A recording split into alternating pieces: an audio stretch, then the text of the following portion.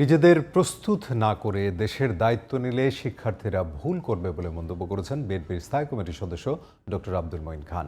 বুধবার বিকেলে প্রেস ক্লাবে এক আলোচনা সভায় তিনি এমন মন্তব্য করেন। ডক্টর মঈন বলেন, সংবাদপত্রের স্বাধীনতা না থাকলে দেশে গণতন্ত্র প্রতিষ্ঠিত হয় না। গত 15 বছর আওয়ামী লীগ সংবাদপত্রের স্বাধীনতা ক্ষুণ্ণ করেছে।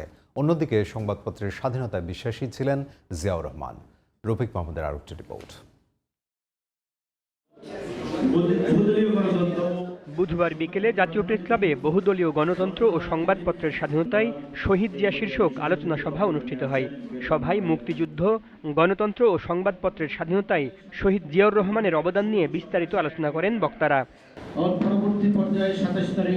এ সময় জাতির ঐতিহাসিক প্রয়োজনেই শহীদ প্রেসিডেন্ট জিয়াউর রহমানকে বারবার দেশের দায়িত্ব নিতে হয়েছিল বলে মন্তব্য করেন বিএনপির ভাইস চেয়ারম্যান বরকতুল্লাহ বুলু।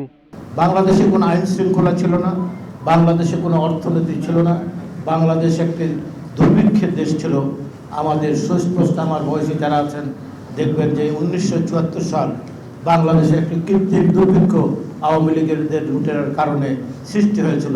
15 লক্ষ মানুষ সেদিন না খেয়ে মারা গেছে। সভায় প্রধান অতিথি হিসেবে উপস্থিত ছিলেন বিএনপির স্থায়ী কমিটির সদস্য ডক্টর আব্দুল মঈন খান।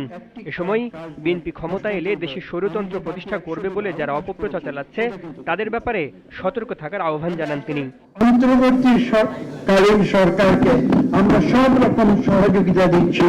আমরা আশা করি তারা বাংলাদেশে যে গণতন্ত্রের উত্তরণের যে প্রক্রিয়া সেটি দ্রুততম সময়ে তারা সম্পন্ন করবে। এখনো দেশে সংবাদপত্রের স্বাধীনতা নিশ্চিত না হলে বিপ্লব ব্যর্থ হবে বলেও মন্তব্য করেন তিনি। বাংলাদেশের মানুষ কিন্তু অধৈর্য। Rafiq Mahmud, GTV news, Dhaka.